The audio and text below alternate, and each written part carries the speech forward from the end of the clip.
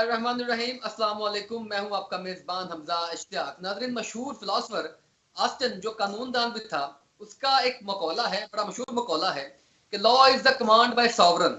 अब पाकिस्तान में जब यह मकौला इम्प्लीमेंट करने की कोशिश की जाती है तो law is the command by sovereign, तो इसमें बड़ी एम्बिग्यूटी नजर आती है। एम्बिग्यूटी इस हवाले कहां करती है? पाकिस्तान का कॉन्स्टिट्यूशन तो कहता है कि sovereignty belongs to Allah almighty, मगर इसके नीचे कुछ जो है वो डिपार्टमेंट्स हैं जो अल्टीमेटली इस सोवरेनिटी को इम्प्लीमेंट करवाएंगे। अब उन इम्प्लीमेंट करवाने वाले इदारों में पार्लियामान भी है, आपकी जुडिशरी भी है, आपकी एग्जेक्टिव भी है, लेकिन किसी को भी कुछ पता नहीं कि कॉन्स्टिट्यूशन के तहत चलना कैसे है। अब बहुत से मामले ऐसे हैं जो पार्लियामान खुद से फैसला नहीं कर पा रहा, तो वो कोर्ट की पॉकेट में फेंक देता है। अब यही हुआ जब कोर्ट ने आज खुद नोटिस लिया, सुप्रीम कोर्ट ने इंतखाबात के हवाले से, पंजाब और खैबर पख्तूनख्वा की तारीख जो इलेक्शन की देनी थी उसके हवाले से, और आज उसकी दूसरी से तीसरी समात है। तीसरी समात में जो 9 रुकनी बेंच था वो टूट कर 5 रुकनी हो गया। दो दो जजेस साहबान को अपने अपने एतराजात थे, कुछ अपने उनके जो है वो रिमार्क्स थे, उसके तहत 5 रुकनी बेंच जो है वो समात कर रहा है, और 4 बजे उसकी तीसरी समात का आगाज दोबारा से हुआ है। अब इन तमाम चीजों में देखते ये है कि क्वेश्चन तो वही है कि इंतखाबात कब होंगे, इंतखाबात की तारीख देनी किसने है, और मुनासिब वक्त और मुनासिब तरीकाकार क्या है। मगर अभी तक उसमें एम्बिग्यूटी नजर आती है। चीफ जस्टिस साहब कहते हैं कि जनाब ये ऐलान नहीं बल्कि जरूरत है कि हम 90 दिन के अंदर इंतखाबात करवाएं। तो फिर इतनी लंबी चौड़ी बहस किस बात की है?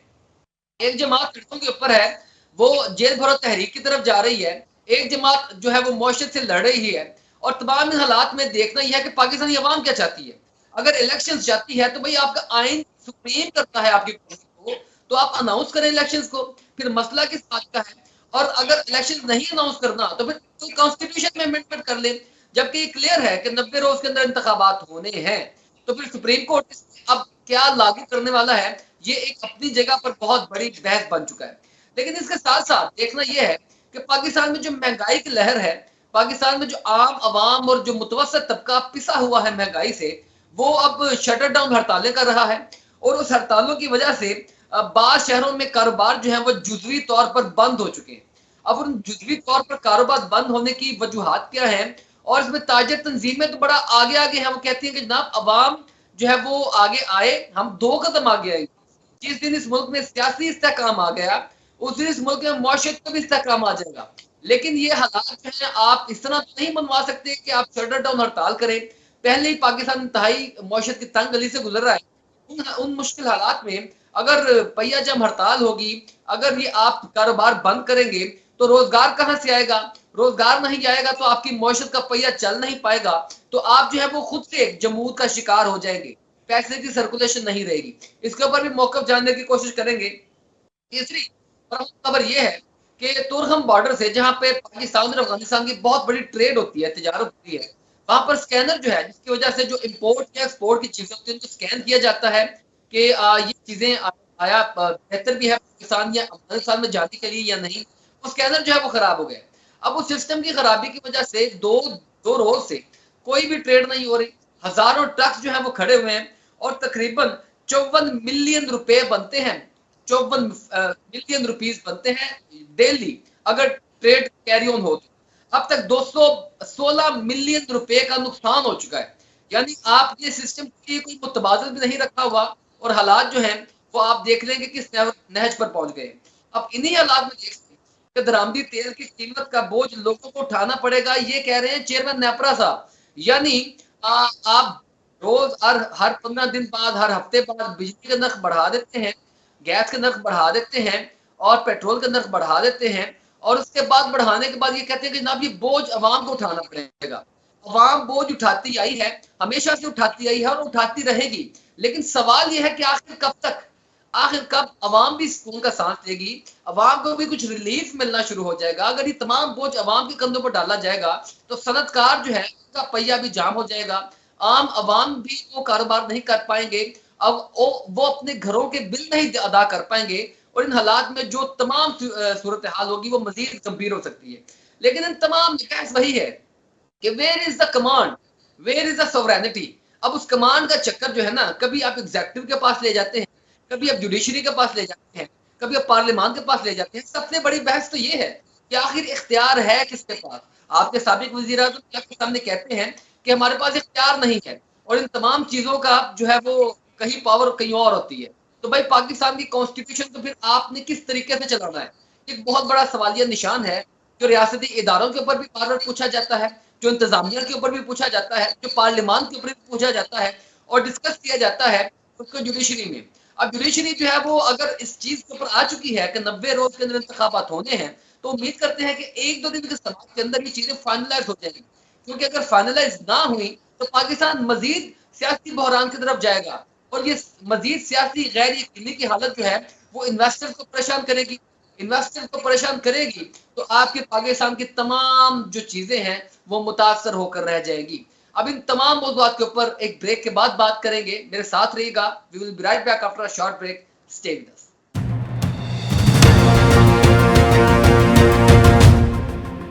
Welcome back after the break. नाज़रीन, नासिर अजीम खान साहब माहिर कानून हमारे साथ मौजूद हैं। इस हवाले से बात करेंगे कि जो अज़खुद नोटिस की समाअत जारी है इस वक्त सुप्रीम कोर्ट में, अब इन तमाम सवालों का जवाब कौन देगा? पाकिस्तान का आइन क्या कहता है? और अगर आइन 90 रोज के अंदर इंतखाबात करवाने का कहता है तो फिर इतनी ताखीर किस बात से है?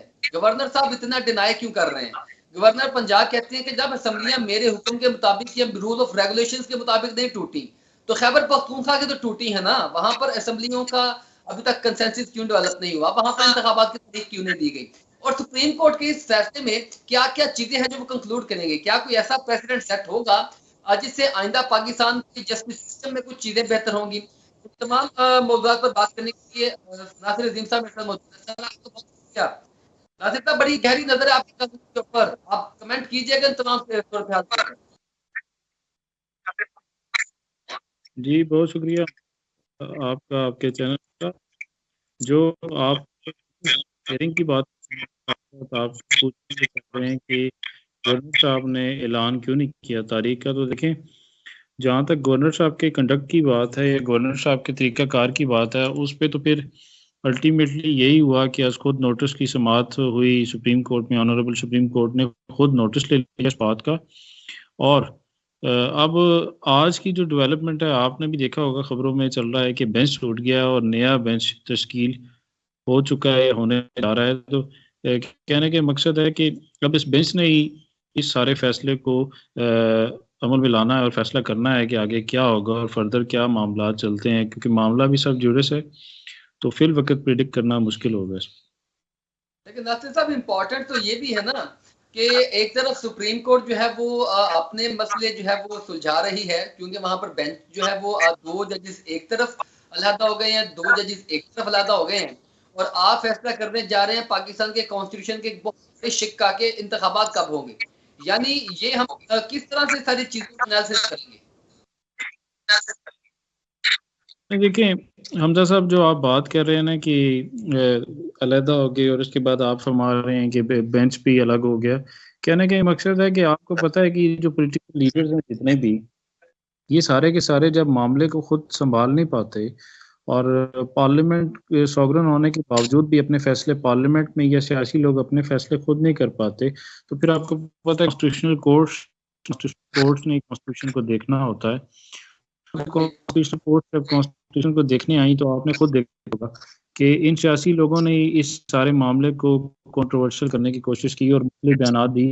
ये बात तो बजा है सर, मैं पहले भी जिक्र करता रहा हूँ, दोस्तों से भी बात होती है कि हमारी पार्लियामान जो है वो जुडिशरी पैम्पर्ड हो चुकी है। हमें हर मामला जो है वो अदालतों के जरिए ही निपटाना है। पार्लियामान जब अपनी कदर खुद नहीं करेगा तो दूसरे इदारे भी नहीं करेंगे, और ये सवाल है। लेकिन इम्पोर्टेंट इस तमाम सूरत हाल में ये है कि क्या सुप्रीम कोर्ट भी कुछ पॉलिटिकली पॉइंट ऑफ व्यू से चीजों को देख रहा है? ये जो जजेस का अलहदा होना और ये 9 रुकने से 5 रुकनी बेंच तक आ जाना, इस हवाले से बात कर। देखें, एतराज़ात उठाएंगे और इस लेवल के एतराज़ात के आप समझ सकते हैं, तो फिर आप कि फिर यही मामला नज़र आना था और यही होना था जो अभी होता हुआ नज़र आपको आया है सारा। तो कहने के मकसद है कि जो पॉलिटिकल लोग चाहते थे उसी तरह मामला चल निकला है और आगे भी वही नज़र आ रहा है। बैंक तो नया बन रहा है और फैसला अब नए बेंच नहीं करना है, क्योंकि पुराना तो जो था वो तो टूट चुका है। तो ये 90 रोज के अंदर इंतखाबात का ऐलान, ये ऐलान नहीं, जरूरत है, ये चीफ जस्टिस साहब ने कहा है। मुतवक्का कब तक ये फैसला होने वाला है? देखिए, फैसला तो अब जल्द होना है। उसकी वजह ये है कि आज भी एक रिमार्क्स में देख रहा था कि फैसला तो होना है और करना है इन्होंने ही, और जल्द करना है। कहने का मकसद है कि जो 90 रोज़ की आप बात करते हैं, आइन शिकनी की बात करते हैं, तो मैं समझता हूँ कि जब ये फैसला आएगा तो उसमें ये बात भी क्लियर हो जाएगी कि आइन शिकनी किस किस की तरफ से हुई और कौन कौन कर गया और किसने ये सारा ट्रबल क्रिएट किया। तो मैं समझता हूँ जब ये फैसला आ जाएगा और आयन ये जब चिकनी इलेक्शन देखी कहाँ से जाएगी? नासिर साहब, ये बड़ा इंपॉर्टेंट क्वेश्चन है कि आयन चिकनी देखी कहाँ से जाएगी? ये सिर्फ गवर्नर के मामला तक देखी जाएगी, या इससे पहले जो इंसिडेंट्स हुए हैं, जो हैपनिंग हुई है पाकिस्तान की कॉन्स्टिट्यूशन को लेकर, पार्लियामान को लेकर, वो भी देखा जाएगा। कासिम सूरी साहब की रूलिंग को भी देखा जाएगा, तमाम चीजों को उससे पहले भी देखा जाएगा। या आखिर देखा कहाँ से जाएगा? चीजों को कहाँ से कैटेगराइज किया करना शुरू किया जाएगा? देखिए, जब फैसला आता है तो फैसले खुद बोलते हैं और फैसलों में ही पता चल जाता है कि आइन शिकनी कहाँ पे हुई। आखिर बताया तो जाएगा ना कि किसकी नालायकी या किसकी वजह से ये काम हुआ और कहाँ पे ऐसा ट्रबल क्रिएट हुआ। जी, देखिए, मुतवक्का फैसला तो आपको पता है कि वक्त साबित करेगा, क्योंकि अभी मामला तो सब जुड़े और मामला जब सब जुडिस हो तो फिल वक्त तो प्रिडिक्ट करना मुश्किल होता है, लेकिन फैसला जल्द होना है। आज के रिमार्क से भी ये बात क्लियर हुई कि फैसला जल्द होना है और आपको पता है 90 डेज का भी ख्याल रखा जाएगा। और कॉन्स्टिट्यूशनल कोर्ट्स हमेशा कॉन्स्टिट्यूशन की पासदारी करती हैं और कॉन्स्टिट्यूशन की तशरीह कर रही होती हैं। कॉन्स्टिट्यूशन की पासदारी होगी या डॉक्ट्राइन ऑफ नेसेसिटी भी मद्देनजर रखा जाएगा? देखिए, पासदारी करने के लिए तो आपने रिमार्क्स भी सुने होंगे कि आइन ने दरवाज़ा खटखटाया, उसकी वजह से उसको नोटिस की समाअत हुई थी। और जब आइन के मामलात आते हैं, आइनी तशरीह की बात आती है, डॉक्ट्राइन ऑफ नेसेसिटी देखिए कॉन्स्टिट्यूशनल प्रिवेल करेगा। उसकी वजह यह है कि कॉन्स्टिट्यूशन के मुताबिक जो फैसला ऑनरेबल कोर्ट बेहतर समझेगी और उन्हें लगेगा कि ये फैसला दुरुस्त है, क्योंकि डिस्क्रिशन तो ऑनरेबल कोर्ट की है, तो मैं समझता हूँ वो फैसला आ जाना है। देखें, मैं आपको सिर्फ एक मिसाल देता हूँ। आप सिर्फ स्ट्रेट फॉरवर्ड ये मत सोचें कि जी 90 डेज के अंदर जी अब ऐलान होना था तो अब हुआ क्यों नहीं। देखिए, कोर्ट्स में जब आप अपेयर होते हैं तो आपको ये भी देखा जाता है कि किसी, एक एग्जांपल दे रहा हूँ, किसी भी केस में कि क्या ये केस टाइम बार्ड तो नहीं, क्या इसकी कोई लिमिटेशन का इशू तो नहीं। बहुत सारे ऐसे फ्लॉज या ऐसी चीज़ें होती हैं जो डिस्कशन में आती हैं, जजेस आपसे पूछते हैं, वकला ने मुतमईन करना होता है और उसके बाद जाके फैसले आते हैं। इतने बड़े फोरम कोर्ट। देखिए, मैं एक एग्जांपल दे रहा हूँ, इसकी बात नहीं कर रहा कि टाइम बार्ड हुआ कि नहीं हुआ। फॉर एग्जांपल, यहाँ पे ये भी डिस्कशन में चीज़ आ सकती है, या होगा या शायद हो कि ये जब असम्बलियाँ तहलील हुई तो किन वजूहात की बिना पर हुई। क्या आइन ये रिमार्क्स आ रहे हैं, ये रिमार्क्स आए हैं। जस्टिस अतर मिंदला साहब ने कहा है कि असम्बलियों की तहलील का तरीकाकार पर भी सवाल जो है वो उठ रहे हैं। तो ये भी एक बड़ा इंपॉर्टेंट क्वेश्चन है। देखिए, मैं वही हमजा साहब आपसे अर्ज कर रहा हूँ कि अगर ये सवाल आ रहा है और ये सवाल हो सकता है, उसकी वजह ये है कि सवाल इसलिए हो सकता है कि ये बड़ा इंपॉर्टेंट सवाल है। और देखें, इंग्रेडिएंट्स होते हैं हर चीज़ के, इतने बड़े फोरम के और ख़ास तौर पे पार्लियामेंट के, और पार्लियामेंट के चलने के असूल, पार्लियामेंट की तहलील, पार्लियामेंट के क़वायद व ज़वाबित और क़वायद व ज़वाबित के भी इंग्रेडिएंट्स होते हैं। इंग्रेडिएंट्स से हट के अगर कोई चीज़ की जाती है और कॉन्स्टिट्यूशन से हट के कोई मामला किया जाता है, उसके इंग्रेडिएंट्स को छोड़ के किया जाता है, पसे पर्दा रख के किया जाता है, तो फिर कॉन्स्टिट्यूशनल कोर्ट्स ने ही, लेकिन ऑनरेबल कोर्ट ने, सुप्रीम कोर्ट में अगर ये रिमार्क्स आ रहे हैं और इसमें कुछ इबाहम नजर आया, तो जब असम्बली की तहलील हुई थी तब क्यों नजर नहीं आया? तब कोई अज़बुत नोटिस क्यों नहीं लिया गया?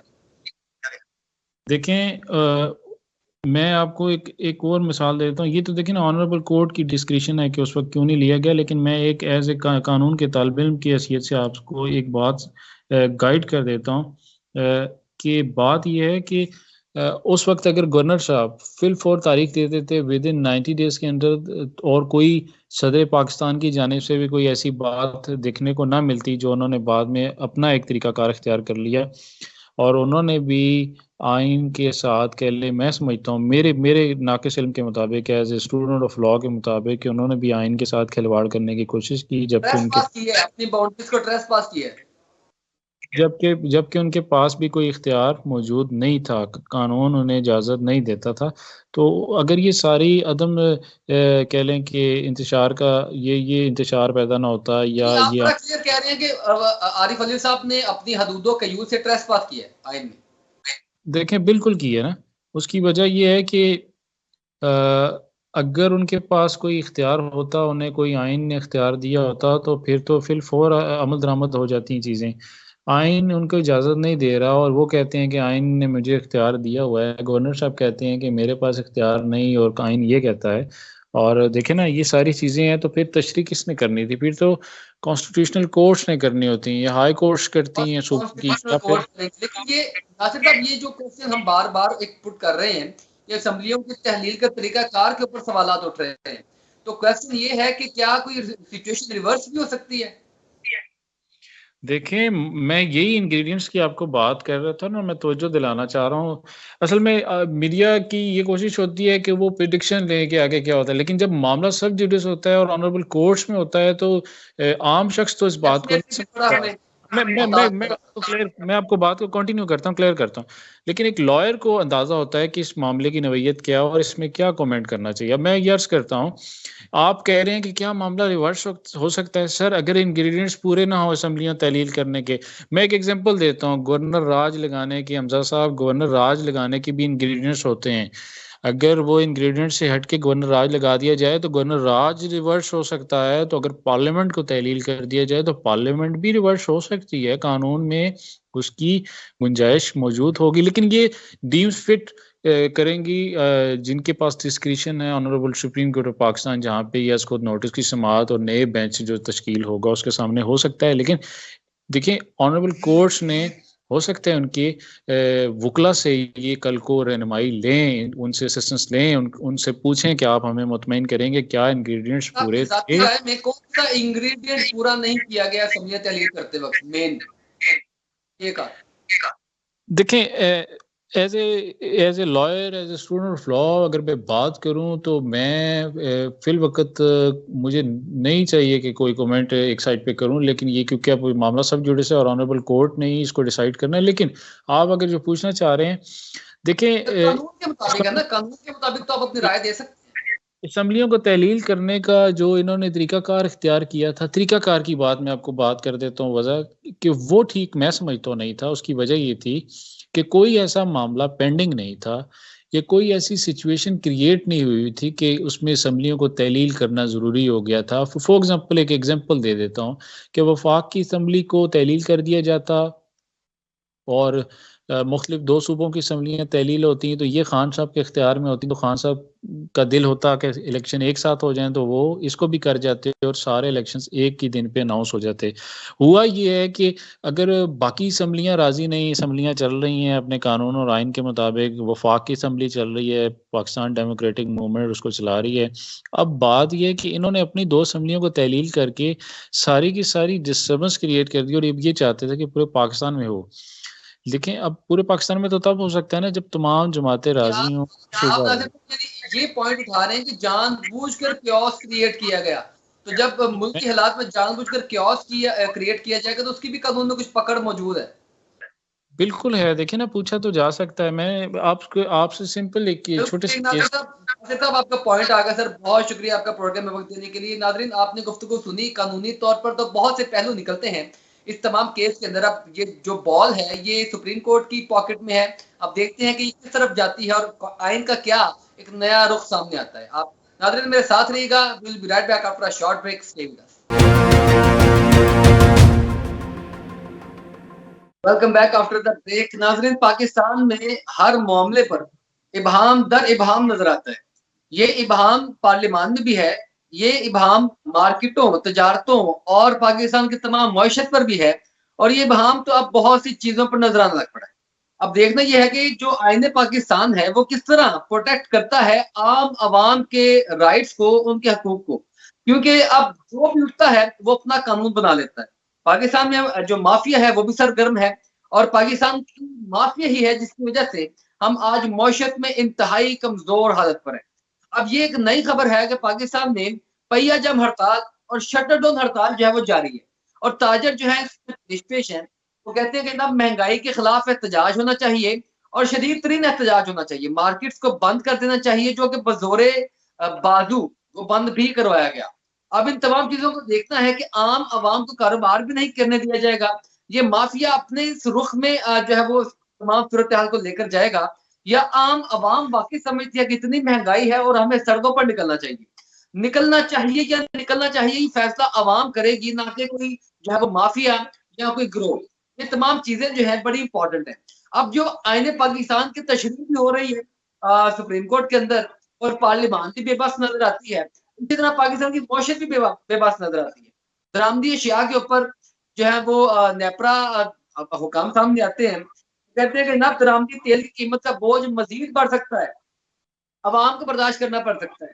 अवाम बर्दाश्त करती आई है, लेकिन इस तमाम सूरत हाल में देखना ये है कि इतना बर्दाश्त करने के बावजूद पाकिस्तान की अवाम का रिलीफ चल रहा है, और इन तमाम मौज़ूआत पर बहुत एक तफसीली गुफ्तगू है जो हम करें भी तो पता। अब कॉन्स्टिट्यूशन ऑफ पाकिस्तान की तशरीह अपनी जगह पर है, अब इंतजामिया जो है वो किस तरह कंट्रोल करेगी इस बढ़ती हुई महंगाई को, ये एक अपनी जगह पर है। और अब आप दरामदी तेल, आपको पता है कि दरामदी तेल हम मंगवाते हैं, हम पहले दिन से मंगवाते आए हैं और हमें मजीद मंगवाना है, लेकिन वो पहले मैनेज क्यों नहीं किया गया? एकदम से बम क्यों फोड़ना चाह रहे हैं पाकिस्तान के अवाम के ऊपर पहले ही इतनी महंगाई के दौर में? और ये अपनी जगह पर एक बहुत बड़ा इंतजार नजर आता है। अब ये जो हड़ताल जारी है, कराची में भारतदार बिजनेस रोड एरिया और कहीं कहीं होटल वगैरह भी बंद है। गैर यकीनी सूरत हाल पर मुतअद्दिद स्कूल भी आज बंद हैं, ताहम सड़कों पर ट्रांसपोर्ट जो है वो रवादवर है। इसी तरह दीगर जो है पाकिस्तान के इलाकों में भी हमें हड़ताल देखने को मिली है। सजावल में public park, main bus stop समेत तजारती मराकज, होटल और पेट्रोल पंप बंद हैं, जबकि शटर डाउन हड़ताल भी है।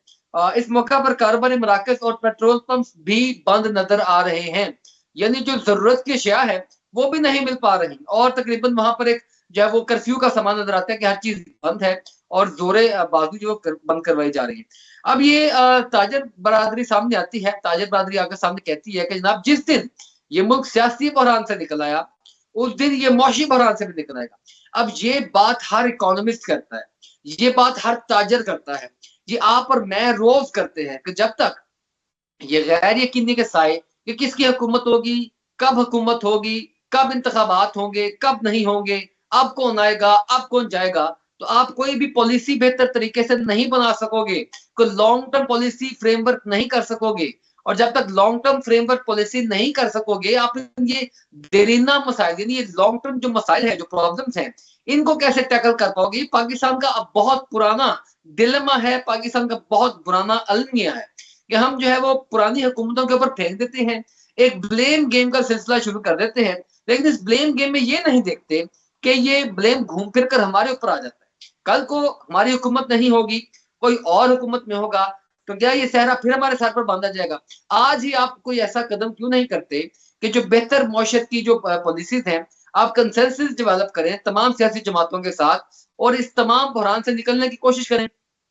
आज कोई तंजीम उठती है, आज कोई जो है वो लोग उठते हैं, माफिया उठता है, वो शटर डाउन हड़ताल कर देता है, पहिया जम हड़ताल कर देता है। ठीक है, अगर वो आवाम समझती है कि होना चाहिए तो जरूर हो, लेकिन ये जबरदस्ती आवाम को, रियासत को ब्लैकमेल करना, ये मामला कब खत्म होगी? पाकिस्तान के अंदर इसका भी बहुत बड़ा फुकदान है, बहुत बड़ा अलमिया है कि जो भी जो है वो आप कोई भी उठता है ग्रोह, वो रियासत की रिट को चैलेंज करने लग पड़ता है। अब रियासत की रिट को अगर चैलेंज किया जाएगा हर ग्रोह की जानिब से, तो फिर रियासत अपना काम नहीं कर पाएगी। ये मुमलिकत खुदादाद इस्लामी जमहूरिया पाकिस्तान लोगों के हाथों, ग्रोहों के हाथों डिरेल होता रहेगा, और ये बहुत बड़ा अलमिया है। अब इसी तरह का मिलता जुलता मसला यह है कि हमारी अफगानिस्तान के साथ एक बहुत बड़ी ट्रेड चलती है, कोई भाम नहीं है, किसी चीज का भी शक नहीं है, और तुर्खम बॉर्डर से तकरीबन 54 मिलियन पाकिस्तानी रुपीज की डेली की ट्रेड है। पाकिस्तान को यहाँ से इतना फायदा है, इतना रेवेन्यू जनरेट होता है। अब वो वहां पर क्या हुआ कि वहां पर स्कैनर खराब है। अब वो स्कैनर की जब तक आप बेहतर तरीके से कोई सिस्टम अल्टरनेट नहीं बनाते, आपने कोई मुतबादिल सिस्टम ही डेवलप नहीं किया, जब मुतबादिल सिस्टम डेवलप नहीं किया तो वो खराब हो गया। वो खराब होने से तमाम ट्रक्स जो है तमाम ट्रेड जो है वो रुकी हुई है और अब तक पाकिस्तान को 216 मिलियन रुपए का नुकसान हो चुका है। तमाम मौजूदात के ऊपर हम बात करेंगे, इतना नुकसान की भरपाई कौन करेगा, ये तमाम चीजें जा किस तरफ रही हैं। एक ब्रेक के बाद मेरे साथ रहिएगा, we will be right back after a short break, stay with अस।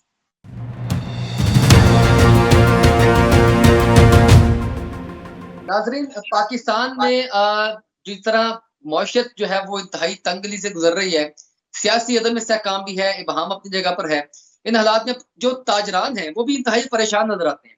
ताजरान ने आज जो है वो एक हड़ताल का ऐलान किया है और कराची और इसके मुतलहिका इलाकों में एक जो पहिया जम हड़ताल है और शटर डाउन हड़ताल है, इसका जो है वो जो है तमाम लुबे लुबाब में इसको खेला जा रहा है।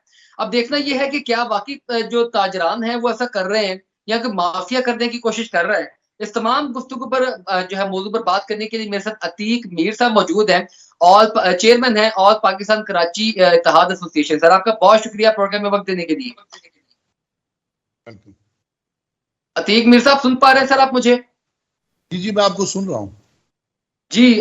सर, ये जो हड़ताल जारी है, ये कराची के भी इलाकों में, फिर दूसरी जानब सजावल में और ये मुख्तलिफ इलाकों पर ये हड़ताल जारी है, पेट्रोल पंप्स भी बंद हैं।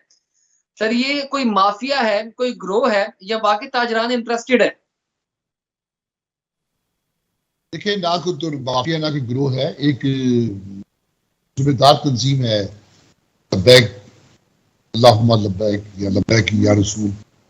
तो उनसे मुशावरत हुई थी हमारी कि क्यों ना इस पर एक एहतजाज किया जाए कराची की बुनियाद पर जो उनके जिम्मेदारान थे। तो मैंने उन्हें ये कहा था कि हम इसके एक जमूद है, अब तक कहीं एहतजाज मुसर तरीके से हुआ नहीं है, क्यों ना पहले एहतजाज कर लें, फिर आखिरी ऑप्शन के तौर पर हड़ताल कर लेंगे। लेकिन बहरहाल कुछ सियासी जमातों की ये ग्रीड होती है कि उनको हड़ताल मिल जाए तो वो कद ऊंचा हो जाता है। तो हमने कभी भी सियासी जमातों की हड़ताल को शामिल नहीं है। अगर कराची के ताजर शामिल नहीं है तो फिर इतनी बड़ी हड़ताल क्यों की जा रही है? लोग जबरदस्ती शटर डाउन जो है वो करवा रहे हैं, तो फिर तो आपको रिबटल में आना चाहिए ना, इस चीज में अपनी दुकानें वगैरह खुलवानी चाहिए, अपनी रिट कायम करवानी चाहिए आपको। नाजरीन, अतीक मीर साहब जो है वो ताजर इत्तेहाद एसोसिएशन के चेयरमैन है कराची के। वो कहते हैं कि जनाब ये एक पॉलिटिकल पार्टी का जरूर हो सकता है, लेकिन तमाम ताजरान इसमें जो है वो मुतफिका तौर पर अपनी राय शामिल नहीं रखते।